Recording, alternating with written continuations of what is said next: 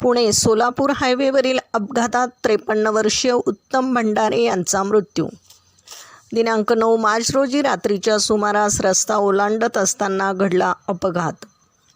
तळवडे चौक पुणे सोलापूर महामार्गावर पायी रस्ता ओलांडत असताना एका ट्रकने भरधाव वेगात येऊन धडक दिल्याने 53 वर्षीय उत्तम बबन भंडारे यांचा जागीच मृत्यू झाला.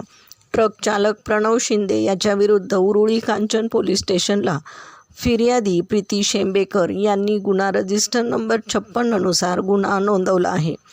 पुढील तपास प्रभारी अधिकारी वांगडे यांच्या मार्गदर्शनाखाली सहाय्यक फौजदार भोसले करत आहेत.